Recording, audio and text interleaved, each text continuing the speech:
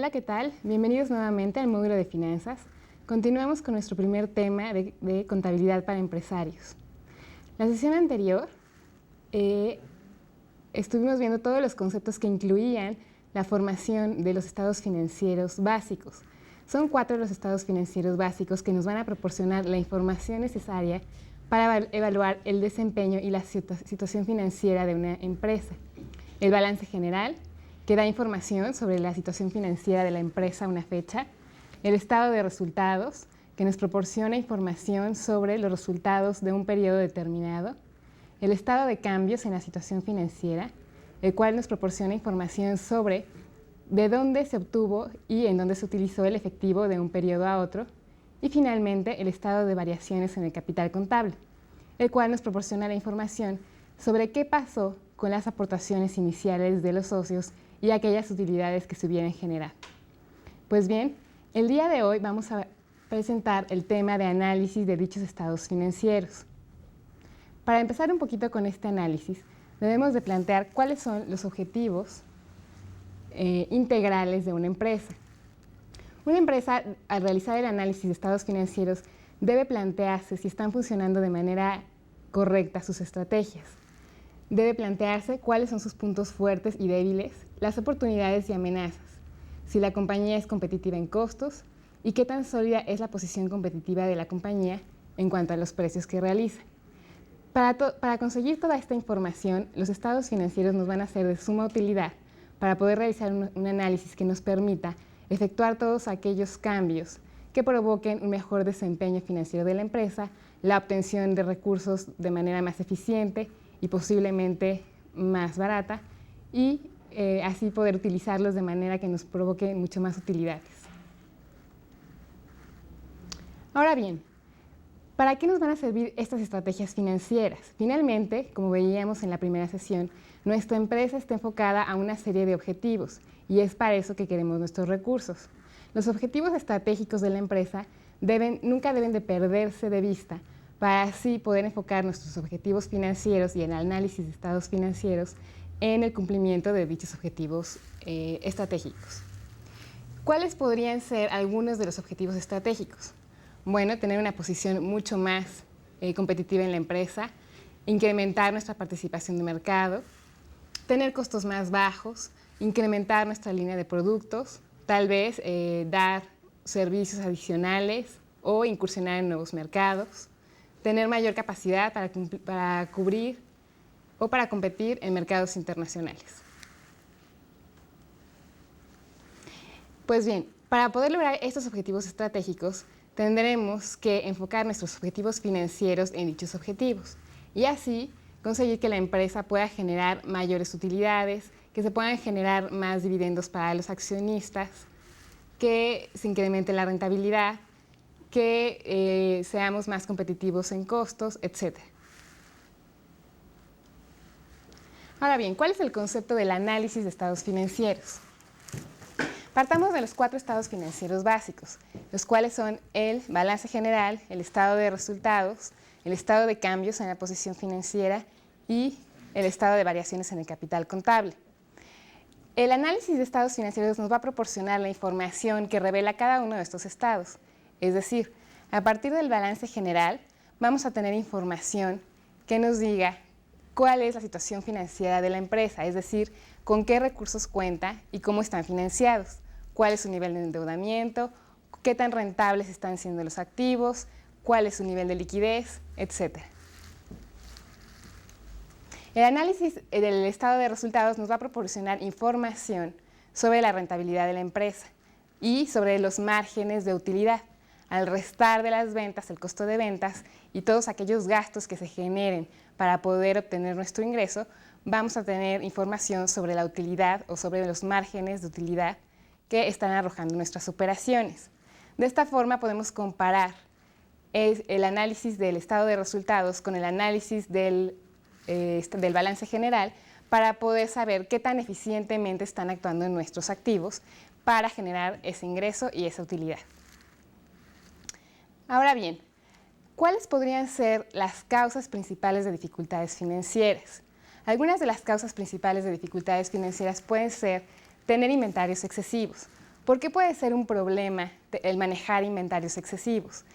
El costo de almacenamiento de inventarios nos puede llevar a ser menos competitivos en costos.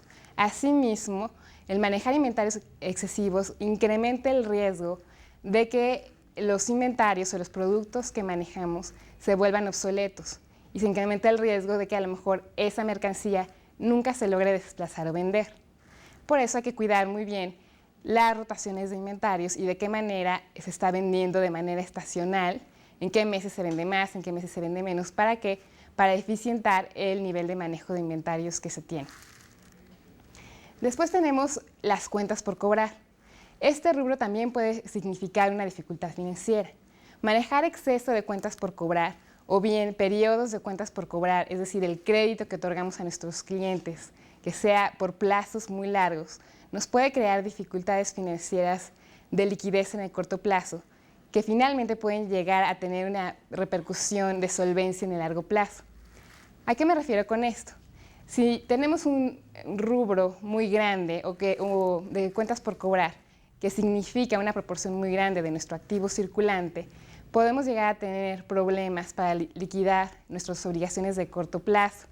Si, por ejemplo, los periodos o el crédito o el número de días que se da a nuestros clientes para pagar es mayor que el número de días que nuestros proveedores nos dan para pagar la mercancía, podemos crear una dificultad en el ciclo económico que vamos a ver más adelante y tener problemas de liquidez, tener que enfrentar a lo mejor o tener que pedir nuevos recursos de fuentes externas, lo cual provocaría tal vez en el largo plazo que perdiéramos control a manos de nuestros acreedores de los recursos de nuestra empresa.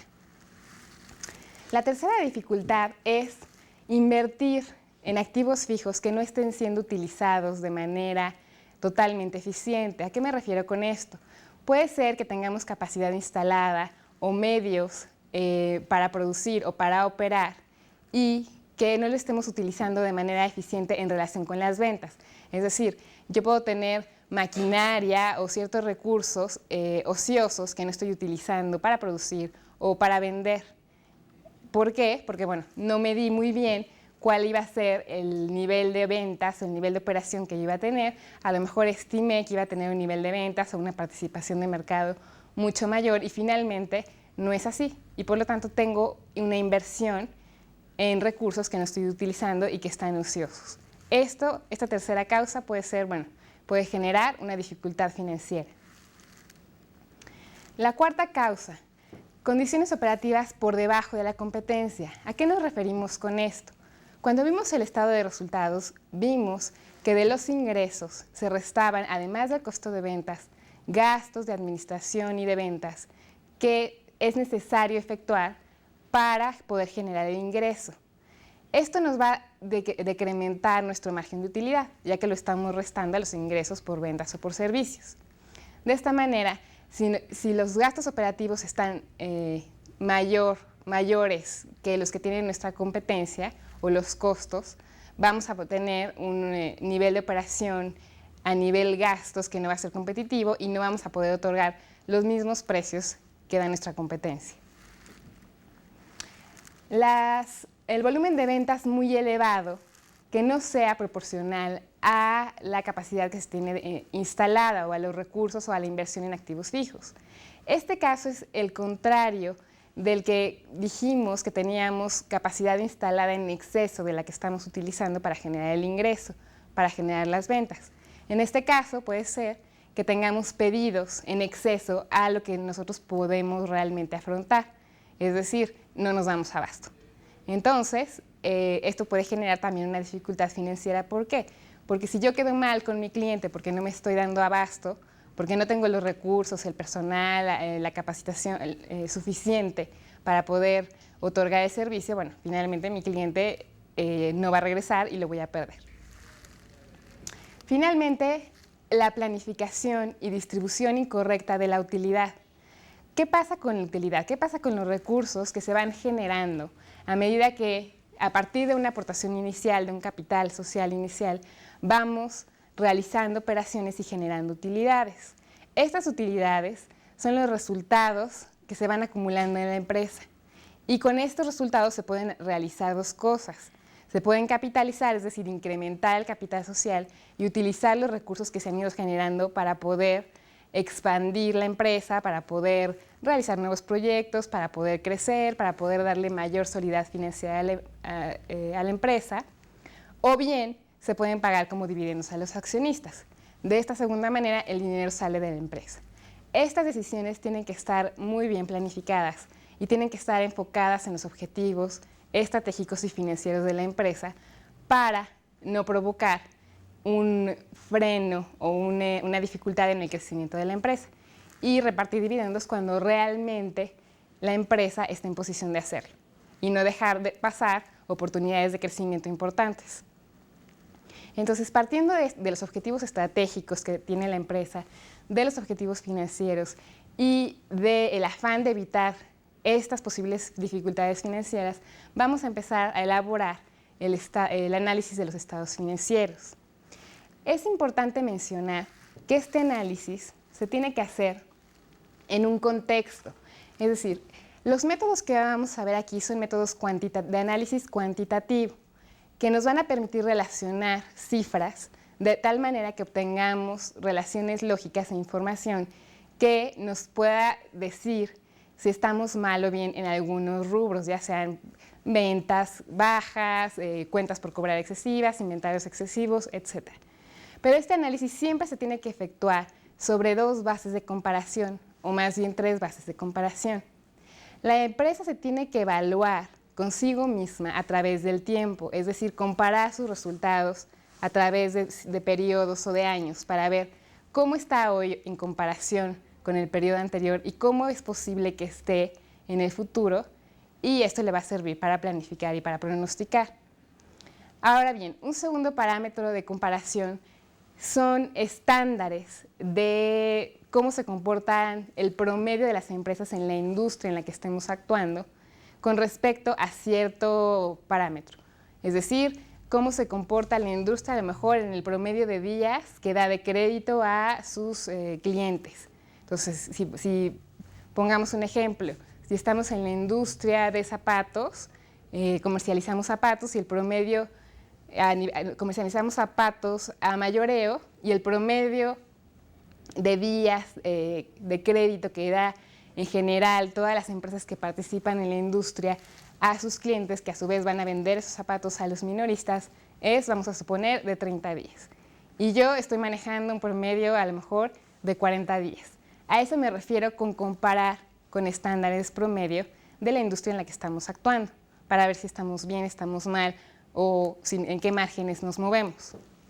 Un tercer parámetro de comparación es compararnos con las empresas líderes del mercado. Es decir, todos queremos estar mejor, no queremos ser promedio, queremos ser mucho más competitivos y ser una empresa de alto nivel. Por lo tanto, vamos a querer compararnos y estar mejor que las empresas líderes del mercado.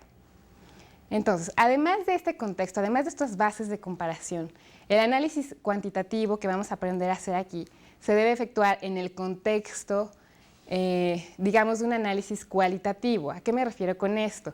Tenemos que evaluar parámetros sobre cómo está la industria en la que nos estamos moviendo, cuáles son los competidores, qué participación de mercado tiene cada competidor, qué, digamos, parámetros de competencia tienen, cuáles son sus costos, cuáles son las oportunidades que vamos a tener en el mercado a futuro, y cualquier tipo de información a nivel de la industria y a nivel del país que nos pueda decir qué fortalezas puedo generar en mi empresa, cuáles son las debilidades que debo de atacar, cuáles son las oportunidades a futuro en el mercado y, bueno, cuáles son las amenazas que pudiera haber y que pudieran decrementar mi nivel de ingresos. En este sentido, el análisis de estados financieros puede ser de un análisis cuantitativo y un análisis cualitativo. Se tienen que hacer ambos análisis en un contexto que nos permita llegar a conclusiones realmente que puedan darnos una solución o parámetros de decisión. Entonces, las medidas que vamos a aprender a analizar aquí son del tipo cuantitativo, pero no debemos olvidar analizarlas en el contexto de la industria, del país, de las posibilidades de crecimiento, de las amenazas y de todos aquellos factores a nivel macroeconómico que pudieran afectar a nuestro desempeño. Vamos a ver dos métodos de análisis cuantitativo, es decir, de análisis de las cifras de los estados financieros, de los 4 estados financieros. Siempre recordando que existe información, que toda la información que está contenida en las notas a los estados financieros se tiene que utilizar de manera primordial para hacer un análisis completo. Es decir, no podemos utilizar solamente los 4 estados financieros básicos sin tomar en cuenta todas las notas que nos van a explicar de qué manera se registraron las partidas, por qué, cuáles los días de crédito que nos dan nuestros proveedores, que damos a nuestros clientes, cuáles son las tasas de interés que nos dan nuestros acreedores, etc. Toda la información que viene en notas a los estados financieros tiene que ser evaluada para poder llegar a unas conclusiones que nos den un tipo de información valiosa. El tipo de análisis cuantitativo puede ser horizontal y puede ser vertical. El análisis horizontal nos va a dar información, nos va a permitir realizar una comparación, como veíamos hace un momento, de manera de ver cómo se comporta la empresa en el tiempo, es decir, es realizar un análisis de cuál es la tendencia en los diferentes rubros de la empresa, cuál ha sido la tendencia en ventas, cuál ha sido la tendencia en su activo circulante, en su flujo de efectivo, cuál ha sido la tendencia en su costo de ventas, obviamente tomando todos los patrones que nos ayuden a evaluar por qué se incrementaron las ventas. Es decir, se incrementaron las ventas porque subió el precio y por eso tenemos un monto en ventas mucho mayor, o bien se incrementaron las ventas porque vendimos realmente mayores unidades y porque incrementamos nuestra participación de mercado. El segundo tipo de análisis que vamos a aprender a hacer es el análisis vertical. ¿Por qué vertical? Este tipo de análisis se hace sobre un solo periodo de los estados financieros, ya sea comparando cifras del balance general, en el cual estaremos realizando un análisis de razones financieras de manera estática, ya sea cifras del balance general o cifras del estado de resultados, o ya sea comparando cifras de ambos estados financieros, lo cual sería realizar un análisis de manera estático-dinámica. Recordemos que el balance general nos daba información a una fecha y por eso decíamos que era estático, y que el estado de resultados nos daba información por un periodo y por eso decíamos que era dinámico. Entonces, si comparamos cifras del balance general, será un análisis de razones financieras estáticas. Si utilizamos únicamente el estado de resultados, será un análisis de razones financieras dinámico, y si mezclamos cifras de ambos estados financieros, será un análisis de razones financieras estático-dinámicas. Ahora bien, existe un segundo tipo de análisis vertical, en el que se toma como base una cifra, ya sea del balance general o del estado de resultados, sobre la cual se van a comparar todos los rubros. ¿A qué me refiero con esto? Yo puedo partir del total del activo, y a partir del total del activo comparar qué porcentaje representa el activo circulante, el rubro de bancos, el rubro de cuentas por cobrar, el rubro de activo fijo, etc. Y puedo ir viendo cómo está distribuido mi activo. Este análisis es importante realizarlo a nivel activo, el activo circulante y el activo no circulante, y también determinar qué porcentajes en el activo circulante me representan una mayor proporción, porque ahí puedo ver si tengo inventarios excesivos o cuentas por cobrar excesivas. Ahora bien, con los pasivos y con el capital también voy a poder determinar qué porcentaje del total del pasivo es a corto plazo, qué porcentaje es a largo plazo, y finalmente voy a poder determinar la estructura de capital, a que ya nos habíamos referido en la sesión pasada, es decir, qué porcentaje de los activos totales están financiados con recursos externos y qué porcentaje de los activos totales están financiados con capital. Para eso nos va a servir el análisis de porcentajes integrales. ¿Sí? Entonces, Retomando un poquito, el análisis de porcentajes integrales en el balance general nos va a indicar qué porcentaje representa cada partida de un rubro, ya sea el activo total, el pasivo o el capital contable. Para realizar este análisis, vamos a realizar una serie de divisiones aritméticas, en la que vamos a dividir activo total entre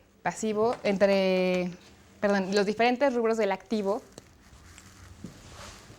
ya sea activo circulante, el cual debemos recordar estaba dividido entre el rubro de caja y bancos, las cuentas por cobrar, los inventarios en general.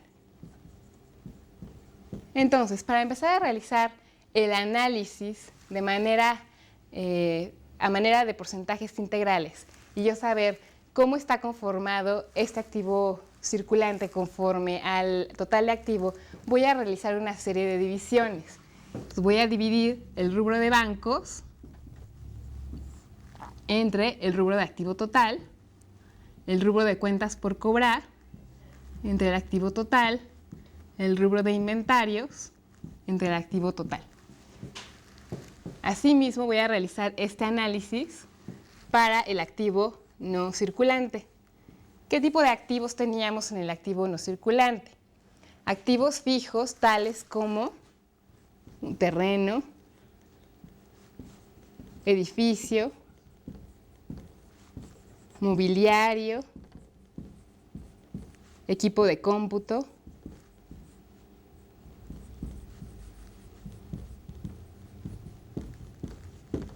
de igual forma, voy a dividir para sacar qué proporción representan el rubro que yo tenga en terrenos del activo total, en edificio, del activo total, en mobiliario y en equipo de cómputo.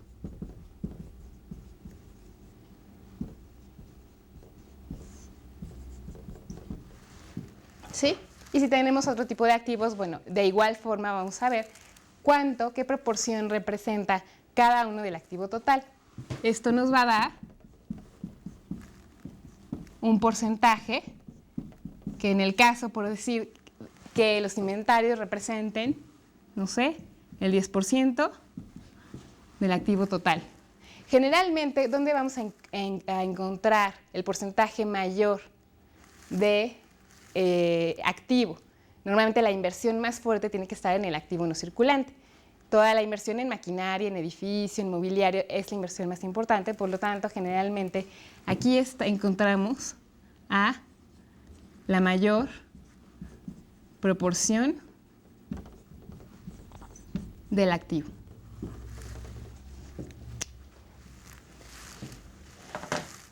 De igual forma vamos a realizar el mismo análisis para los rubros de pasivo y de capital contable. Vamos a dividir, en el caso del pasivo, todos los rubros que estén incluidos en nuestro pasivo entre el pasivo total, ya sea cuentas por pagar a acreedores, a proveedores, impuestos por pagar, entre el pasivo total y de igual forma todas las cuentas que conformen en el pasivo a largo plazo entre el pasivo total para ver qué porcentaje representa cada cifra. Lo mismo haremos para el capital contable. Vamos a determinar qué porcentaje del capital contable representa el capital social, qué porcentaje representan las utilidades del ejercicio, las utilidades acumuladas, las reservas que existan, etc. ¿Cómo haremos ese análisis en el estado de resultados? En el estado de resultados vamos a partir de las ventas netas, es decir, aquellas ventas que generamos disminuidas de las devoluciones y descuentos que hubiéramos otorgado. Ese porcentaje representará el 100% y dividiremos cada rubro del estado de resultados, es decir, el costo de ventas, los gastos de operación, los gastos financieros, todos los rubros que estén incluidos en el estado de resultados, los vamos a dividir entre el porcentaje, entre la base que van a ser nuestras ventas netas. Y así obtendremos márgenes de utilidad. y vamos a ir dándonos cuenta cómo va disminuyendo el margen de utilidad a medida que restamos de los ingresos por ventas o servicios, el costo de ventas, los gastos de administración y ventas, los gastos por intereses, etc. Aquí en su diapositiva tienen un ejemplo de un análisis de razones integrales o de porcentajes integrales del balance general.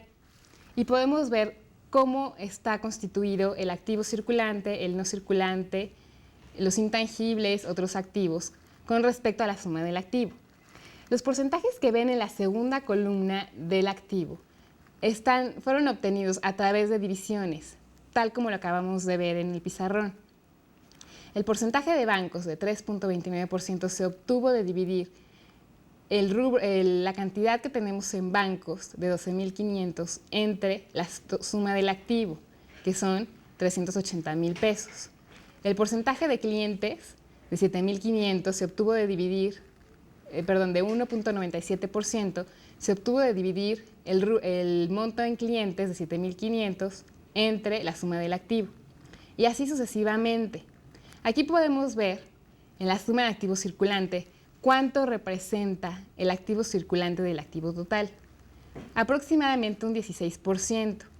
Como les decía, normalmente el monto nivel de inversión en activos estará en el activo no circulante, que en este caso representa 81%.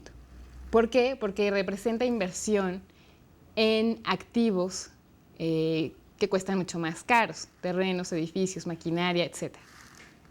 ¿Ok? En este caso, el rubro de intangibles es menor y bueno, tenemos algunos rubros clasificados en otros activos como depósitos en garantía. Es importante mencionar que para realizar este análisis de porcentajes integrales, todas aquellas cuentas de activo que tengan alguna estimación o alguna cuenta complementaria que las disminuya, tal como la estimación para cuentas incobrables que disminuya la cuenta de clientes, como la estimación para obsolescencia de inventarios que disminuya la cuenta de inventarios, o las depreciaciones que disminuyen las cuentas de activos fijos, deben de restarse y el monto neto que obtengamos es el que vamos a comparar o a dividir entre el activo total. Ahora veamos cómo está conformado en nuestro ejemplo el pasivo total. En este caso, la suma del pasivo a corto plazo de 15.200 dividida entre el pasivo total de 65.200 nos representa únicamente un 4%. El resto del pasivo es pasivo de largo plazo, que representa el 13%. Si sumamos esos dos porcentajes, tenemos que la suma del pasivo representa un 17% en consideración con la suma del pasivo más el capital contable. ¿Esto qué quiere decir? Que 17% de los recursos provienen de fuentes externas y el resto representa capital contable. Por lo tanto, podemos decir que es una empresa que no se encuentra muy endeudada. Los parámetros, digamos, estándar es que se considera que una empresa está muy endeudada cuando los pasivos, el total de sus pasivos representa más del 50% del total de sus activos.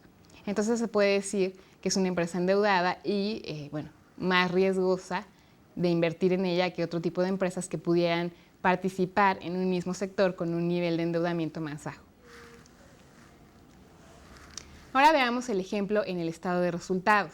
Como les decía, el 100% en este caso van a ser las ventas y de este porcentaje vamos a comparar cuánto es el costo de ventas, qué porcentaje representa el costo de ventas de las ventas.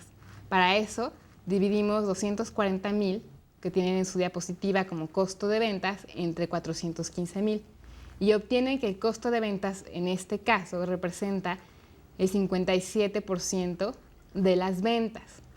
Y así sucesivamente, la utilidad bruta, que es la utilidad a la cual llegamos una vez que disminuimos el costo de ventas de las ventas, nos da un margen de 42.17%. Los gastos de administración y ventas representan casi 30%, 10 y 19%, y el margen de utilidad de operación ya disminuye, en este caso, a un 13%. de un 42% que había en el margen, digamos, de utilidad bruto. Disminuyendo los gastos por intereses, que son los gastos financieros, y los gastos de ISR y PTU, nos queda una utilidad neta, es decir, un margen de utilidad con respecto de las ventas, una vez que disminuimos todos los egresos que tuvimos que efectuar para generar el ingreso, del 4%. Este porcentaje lo vamos a comparar con empresas que actúen en el mismo sector y bajo parámetros parecidos, a lo mejor de endeudamiento, de nivel de inversión en activos, etcétera, para ver, bueno, si vale la pena el riesgo que me está generando invertir en esa empresa con los rendimientos que me está efectuando.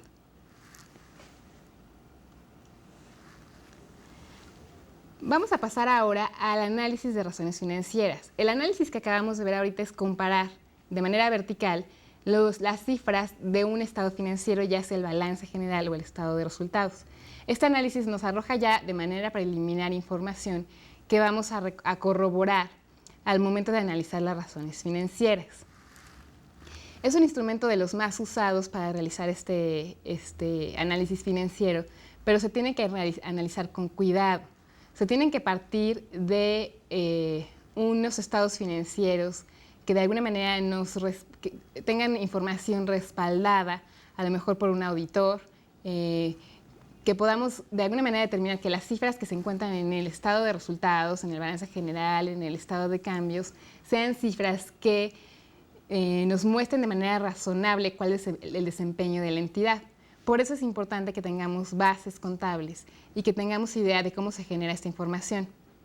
De ahí la idea de, un curso de contabilidad para empresarios en el cual ustedes puedan tener parámetros básicos para poder leer esta información financiera. ¿Qué contiene en general la información financiera completa, además de los 4 estados financieros básicos? Los reportes que se generan de manera anual van a contener, en caso de que estén dictaminados por auditores, es decir, que una firma de auditores que se dedique a revisar de qué manera fueron registradas las operaciones de la empresa, dictamine y diga que esos estados financieros muestran de manera razonable la situación financiera de la empresa y sus resultados de un periodo. En este sentido, vamos a partir de una información que nos pueda generar realmente resultados confiables. No toda la información que tenemos o que podría llegar a caer en nuestras manos puede tener ese grado de utilidad y esa es una de las limitaciones del análisis de estados financieros. Pero continuemos con el segundo tipo de análisis vertical, que es el análisis de razones financieras. Este análisis, como ya les había comentado, va a hacer relaciones entre diferentes rubros del balance general, en el caso de razones financieras estáticas, del estado de resultados, en el caso de razones financieras estático-dinámicas, y, en el caso de razones financieras dinámicas, y de ambos, una combinación de ambos, en el caso de razones financieras estático-dinámicas. Entonces, el análisis de razones financieras nos va a dar información sobre varios niveles de desempeño de la empresa. El primero sobre el cual se va a evaluar es la liquidez, el nivel de liquidez. El segundo es la estabilidad. El tercero es la productividad. Y finalmente vamos a evaluar la rentabilidad. Comencemos a hacer el análisis de razones de liquidez.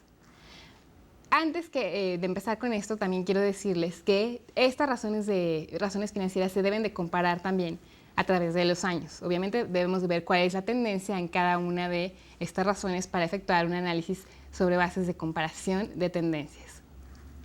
Entonces, el análisis de liquidez, empezando con las razones financieras, va a medir qué tan capaz soy de cubrir mis obligaciones de corto plazo, es decir, todo el pasivo, todo lo que se encuentra en el rubro del pasivo de corto plazo, con mis con mis activos de corto plazo. Es decir, todo aquel activo que se encuentra en el activo circulante, como son el dinero que tengo en el banco, las cuentas por cobrar que me deben mis clientes, la parte que tengo en inventarios, todo aquello que esté en el activo circulante y que de alguna manera se va a consumir o va a producir o transformarse en efectivo en el corto plazo, que vimos en la sesión anterior, que corto plazo nos referimos hasta un año de manera general.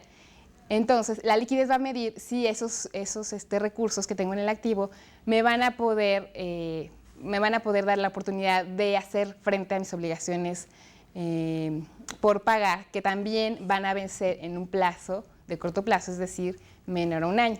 Entonces, ¿qué voy a hacer? ¿Cuál va a ser la primera razón financiera o la primera división y comparación que voy a hacer para ver si lo cubro o no lo cubro? La razón de liquidez circulante es la primera que nos da un parámetro sobre qué tan factible es que yo cubra estas obligaciones y divide el activo circulante entre el pasivo a corto plazo. De esta manera voy a obtener cuántas veces cubro con mi activo circulante las obligaciones de corto plazo. Se pedía anteriormente que fuera de un mínimo de 2:1. Estos parámetros se han vuelto cada vez menos estrictos y ahora se considera realmente razonable un parámetro de 1:1, porque no se espera que todo el pasivo a corto plazo, que todas las deudas tengan que ser pagadas en una forma inmediata. Por lo tanto, bueno, una razón que cubra por lo menos una vez ese rubro de cuentas por pagar nos va a ser razonable. También, obviamente, este resultado va a depender de cómo se comportan la industria, de los promedios de otras empresas y podamos comparar si estamos bien o mal. ¿Ok? Entonces, siguiendo con el rubro de liquidez, con las razones de liquidez, ¿qué otra medida podemos tomar para ver qué tan líquidos somos o qué tan sanos financieramente somos desde el punto de vista de generar efectivo que nos permita pagar nuestras obligaciones de corto plazo? Tenemos la razón de liquidez inmediata o prueba del ácido. Esta razón es mucho más estricta porque resta del activo circulante los inventarios. ¿Por qué resta los inventarios? Porque se considera que son el rubro que se encuentra en el activo circulante que es más difícil de convertir en efectivo. Dentro del ciclo económico o ciclo de efectivo de la empresa, que empieza, bueno, a lo mejor tomando crédito de nuestros proveedores, vendiendo la mercancía, generando una cuenta por cobrar con nuestros clientes y cobrando, es decir, desde que compramos los insumos hasta que vendemos y recuperamos el efectivo, los inventarios, digamos que están en un punto del ciclo de efectivo un poco más alejado de lo que es a lo mejor ya la cuenta por el cobro de la cuenta por cobrar. Todavía tenemos que vender esa mercancía. Por eso se dice que es un rubro que es el menos líquido y además el más riesgoso de que no se convierta en efectivo. Esta razón, tomando esto en cuenta, resta de los activos circulantes el inventario. Y entonces dice, bueno, con lo que tengo en activos circulantes, bancos, cuentas por cobrar, etcétera, sin considerar los inventarios que todavía tengo que vender, ¿cuántas veces cubro los pasivos que tengo que hacer frente en un periodo de hasta un año? Esta razón, bueno, que también se obtiene de dividir activo circulante menos inventarios entre los pasivos de corto plazo, se pide o se exige que tenga por lo menos o que nos dé un resultado de por lo menos 0.5, lo cual quiere decir que generaría por lo menos el activo circulante sería por lo menos la mitad del pasivo a corto plazo. También, otra vez volviendo a los parámetros y a las bases de comparación, hay que ver cómo se ha comportado la misma empresa a lo largo del tiempo y cómo se encuentran en ese rubro específico sus competidores para saber si estamos bien o mal. Una tercera razón que no aparece en sus diapositivas, pero que también les podría generar cierta información más estricta sobre la liquidez, sería considerar únicamente el efectivo y dividirlo entre sus pasivos de corto plazo.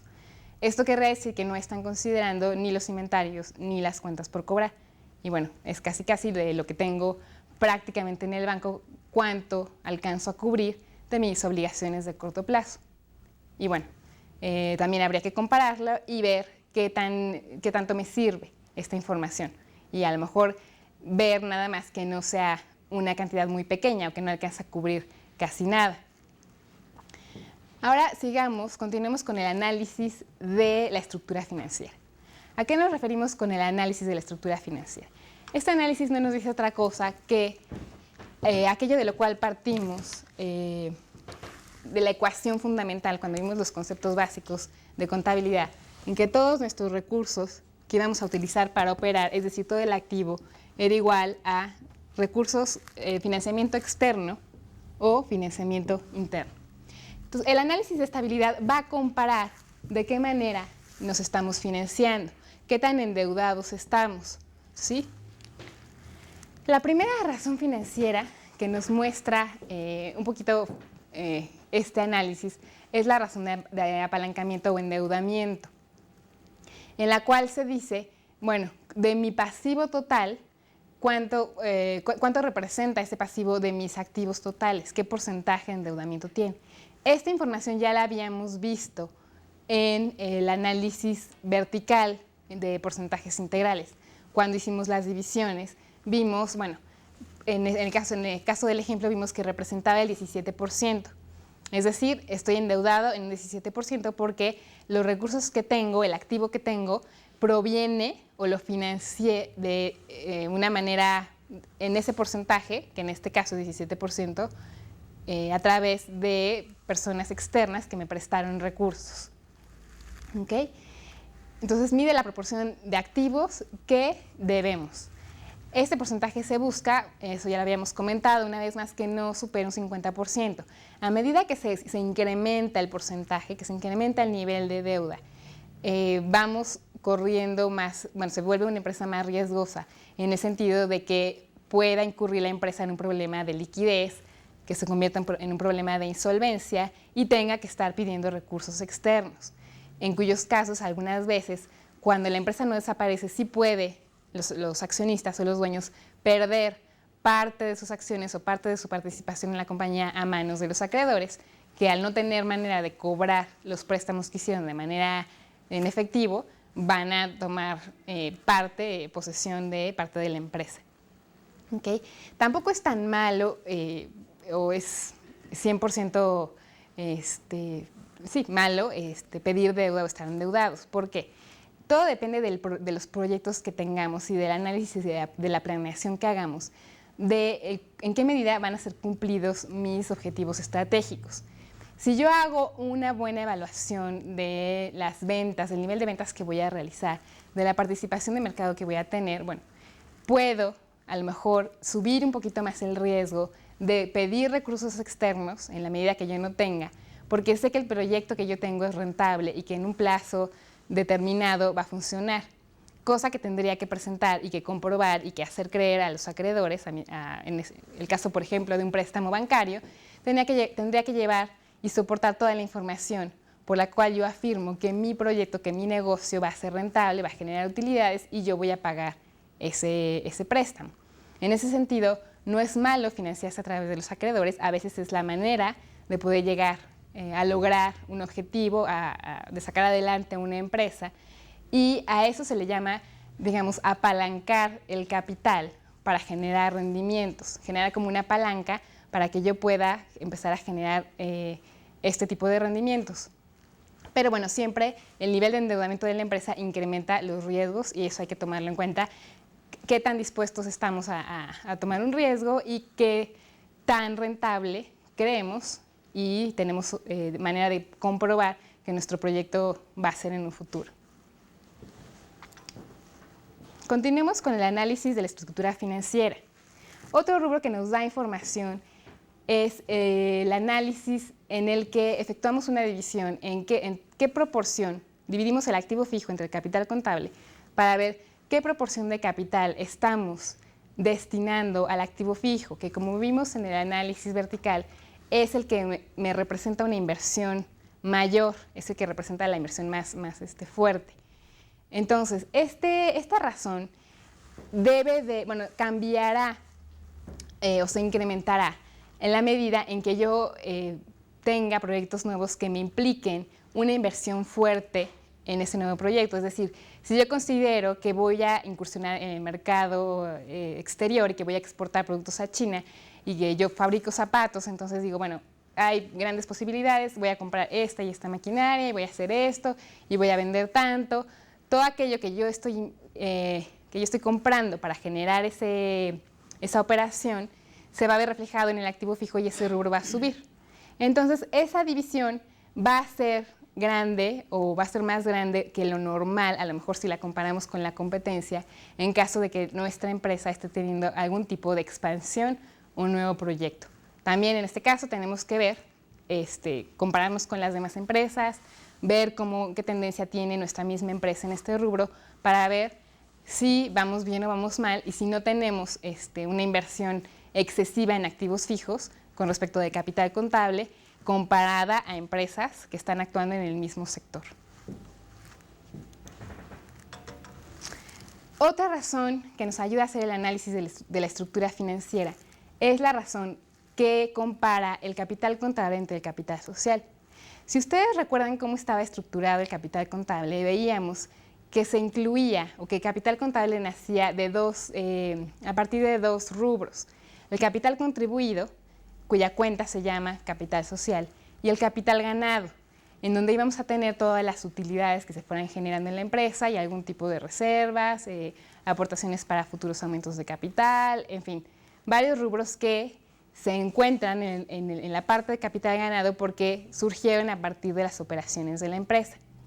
Entonces, al dividir o al ver qué proporción tiene el capital contable del capital social, esperamos obviamente que es una división en la que el numerador, el capital contable, va a ser mayor que el denominador, el capital social, y va a ser por lo menos o mayor que 1.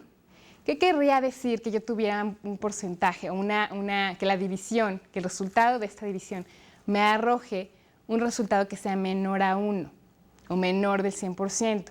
Eso querría decir que mi capital contable es más chico, lo cual quiere decir que el capital social que yo utilicé para empezar a operar y generar recursos y generar utilidades está decreciendo, es decir, estoy acumulando pérdidas. Ese tipo de información nos da esta razón financiera y bueno, hay que tener cuidado con no concluir que si esta razón es por decir 1.4, al dividir el capital contable entre capital social, quiere decir que ya he generado a lo largo de mi operación 40% de utilidades. ¿Por qué no? Porque recuerden que de las utilidades que se hubieran generado, pudieron haber habido ya repartos de dividendos que ya no se van a encontrar en el rubro de utilidades acumuladas. Veamos ahora el análisis de rotaciones y ciclo económico.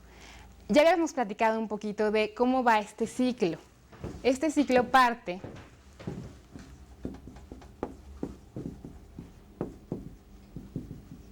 de la compra que yo hago de insumos o de mercancía para que los voy a utilizar para vender. Todos los insumos, si yo voy a fabricar algo, toda la materia prima, la mano de obra, todo aquello que yo voy a utilizar para producir. Si yo soy una comercializadora y solo compro y vendo productos, bueno, en este caso sería únicamente la mercancía que compro para vender. Cuando compro estos insumos, puede ser que los pague en efectivo o que genere una cuenta por pagar, una deuda con mi proveedor. Después de esto, ¿qué voy a hacer? Bueno, voy a generar una venta y a lo mejor voy a generar una cuenta por cobrar con mi cliente. Y finalmente, probablemente cobré en efectivo. Y finalmente voy a generar el efectivo. Esto se puede ver también a manera de ciclo, desde que compro, vendo, cobro. Y es el ciclo económico o de efectivo de la empresa. Para analizar, la información que queremos obtener de este análisis es cuántos días se cubren en promedio, a lo mejor en el año, desde que yo compro la mercancía, vendo y recupero el efectivo. Para eso vamos a hacer tres razones financieras que se llaman el análisis de rotaciones. La primera me va a medir la rotación de inventarios. ¿Cómo voy a determinar cuántos días en promedio en el año tardo en vender mis inventarios, en desplazar todo mi inventario? ¿Cuántos días tengo que volver a comprar inventario? ¿Cómo se va moviendo ese ciclo? Para realizar esto voy a dividir y para medir el número de veces en el año en que yo vendo y desplazo todo mi inventario, voy a dividir el costo de ventas entre el promedio de inventarios. Para sacar el promedio de inventarios de una manera simple, puedo tomar el inventario inicial, sumar el inventario final y dividirlo entre 2. Una vez hecha esta operación, me va a arrojar una cifra, que es el número de veces que yo vendí. Por decir, yo vendí 3 veces en el año, desplacé todo mi inventario. Yo me dedico a vender zapatos y compro lotes, y 3 veces en el año compro un lote de 1000 pares de zapatos, por decir. Entonces, esas veces en el año es la rotación de mi inventario. ¿De qué manera yo puedo saber cuántos días en promedio tarda mi inventario en venderse? Para esto, vamos a dividir, como viene su diapositiva, 360 días, que son el número de días que se toma de manera comercial, entre el número de veces que obtuvimos en la división anterior. Es decir, 360 días entre 3. De esta forma voy a obtener aproximadamente 90 y tantos días, cuántos días en promedio yo me tardé en vender todo mi inventario. Esa me da una primera cifra. Vamos a suponer que nos arrojó una cifra de rotación de cuentas por cobrar de 90 días. Perdón, rotación de inventarios.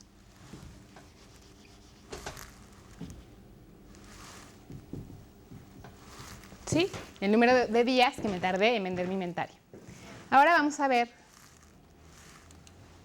la rotación de cuentas por cobrar, la cual se va a determinar de manera similar, tomando como parámetros las ventas netas a crédito entre el promedio de cuentas por cobrar. De esta manera voy a comparar de todo aquello que yo compré, que yo vendí, perdón, de manera otorgando crédito a mis clientes, cuántas veces yo me tardo en cobrarles al año. De todo aquello que vendí a crédito, cuántas veces yo cobro al año. Entonces, se hace la división ventas netas a crédito entre cuentas por cobrar. Y al igual que la razón de rotación de inventarios, para obtener el promedio de días en el año que me tardo en cobrar, voy a dividir ese número de veces que obtenga voy a dividir 360 días entre ese número de veces que yo cobro en el año y voy a obtener el número de días que me tardo en cobrar. Vamos a suponer que nos da una rotación de cuentas por cobrar de, supongamos, vamos a poner un ejemplo de 40 días, que es el crédito que yo en promedio doy a mis clientes, ¿sí? Para completar este ciclo de efectivo, este ciclo económico, voy a hacer lo mismo con la rotación de cuentas por pagar, es decir, con todo el crédito que me dan mis proveedores. Y voy a dividir las compras anuales a crédito, o puedo también tomar como parámetro el costo de ventas entre el promedio de las cuentas por pagar. Esto, una vez más, nos va a dar el número de veces al año que yo pago a mis proveedores. Para obtener el promedio de días en el año, entonces yo voy a tomar 360 entre ese número de veces que yo pago a mis proveedores al año y voy a obtener otra cifra. Vamos a suponer que en este caso sean 30 días en promedio la rotación de cuentas por pagar.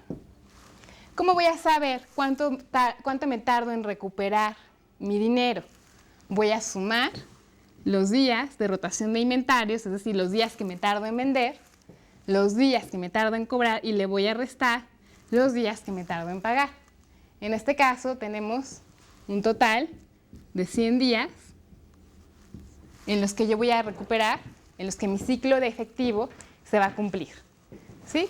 90 días me tardo en vender, 40 días en cobrar, pero le resto, porque estamos hablando de efectivo, los días que me tardo en pagar, y obtengo un ciclo de 100 días. En nuestra siguiente lámina podemos ver de manera gráfica este ciclo económico o de efectivo.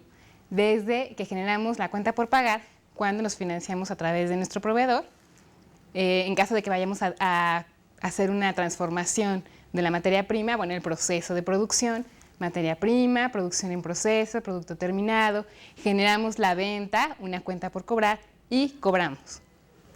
Con eso terminamos el análisis de rotaciones o de ciclo económico o de efectivo de la empresa, el cual se va a complementar con el análisis de la liquidez. ¿Por qué? Porque entonces vamos a ver en qué medida somos capaces de que nuestras cuentas por cobrar se conviertan en efectivo y generemos la liquidez necesaria para cumplir con obligaciones de corto plazo. Pasemos ahora al análisis de razones de productividad. ¿Qué tipo de información nos van a dar estas razones? Van a ser razones o divisiones que van a tener en el numerador el rubro de ventas. Cuando yo hablo de productividad en el tema de análisis financiero me refiero a qué tanto vendo, qué tan productivo soy, qué tanto utilizo o qué tan eficientemente utilizo mi capital y mis activos para producir ingresos por ventas o por servicios, en el caso de que yo otorgue un servicio y no venda mercancía.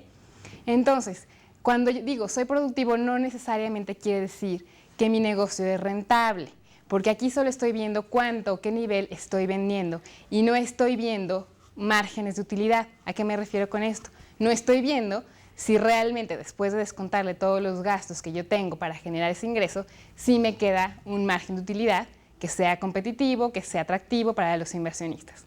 Entonces, cuando analizamos productividad, es importante tener en mente que analizamos el nivel de ventas y qué tan eficientemente utilizamos los activos y el capital para generar esas ventas. Entonces tenemos dos razones en el estudio de las ventas o de la productividad. En la primera dividimos las ventas netas que obtenemos en el estado de resultados entre el capital contable y en la segunda las ventas netas entre el activo fijo. En ambas razones nos va a dar el resultado de qué tan eficientemente utilizo el capital o la inversión en activos fijos, que es la inversión, ya dijimos anteriormente, más fuerte para generar esas ventas. Entonces, si yo obtengo que de mis ventas netas, entre mi capital contable, tengo una razón de 1.10, eso quiere decir que por cada peso que yo tengo de capital contable, estoy generando 10 centavos de ventas, de ingresos por ventas. De igual forma, si yo tengo que mi resultado de dividir las ventas netas entre el activo fijo es de 1.05, va a querer decir que de cada peso que yo genero de ingresos por ventas tengo 5 centavos, que de cada peso que yo tengo de activo fijo, que yo tengo invertido en el activo fijo, me ayuda a generar 5 centavos por ventas. ¿Ok? Partamos ahora, finalmente, al análisis de la utilidad, al estudio de la utilidad neta o análisis de rentabilidad. Ahora sí, en este caso sí vamos a ver qué tanto estoy ganando, ya no nada más qué tanto estoy vendiendo, sino cuánto estoy ganando después de restarle a mis ingresos por ventas, todos los egresos, tanto el costo de venta como los gastos de operación, como los gastos financieros y todos aquellos egresos que yo efectué para obtener ese ingreso en la venta o de mercancía o en el servicio. Entonces, vamos a tener aquí una razón financiera que nos da el rendimiento que van a tener los accionistas partiendo de la utilidad neta, que ya es un resultado del cual obtuvimos restando todos los egresos a los ingresos que obtuvimos. Entonces, al dividir esta utilidad neta entre el capital contable, nos va a dar el porcentaje de rendimiento que le queda a los accionistas. Esta razón se deberá comparar con otras inversiones similares o con otros negocios de igual riesgo, con otras empresas que tengan riesgos parecidos para ver de qué manera estamos, obteniendo un cierto nivel de rentabilidad a partir del riesgo que estamos corriendo en invertir en un cierto negocio. Esta razón es importante a nivel de dueños para compararnos con otras empresas y para poder generar en determinado momento que otros posibles inversionistas quieran invertir en mi empresa, es decir, para hacer atractivo a nuevos inversionistas que digan, bueno, esta empresa me está generando rendimientos, por decir, del 20%, que son superiores a rendimientos que dan inversiones de bajo riesgo en el mercado financiero.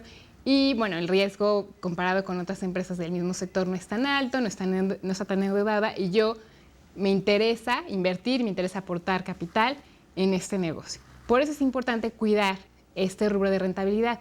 Primero, porque para ti como socio, como dueño, como accionista, es el rubro que te va a dar qué es lo que te está dejando tu negocio, comparándolo con lo que te podría dejar otro negocio. Y segundo, porque si es un rubro atractivo, si es un rendimiento atractivo, podrías en determinado momento atraer a tu negocio a nuevos inversionistas. Con esto despedimos esta sesión. Los veo en la próxima sesión para introducir el tema del estado de cambios en la posición financiera y del estado de variaciones en el capital contable. Nos vemos la próxima sesión.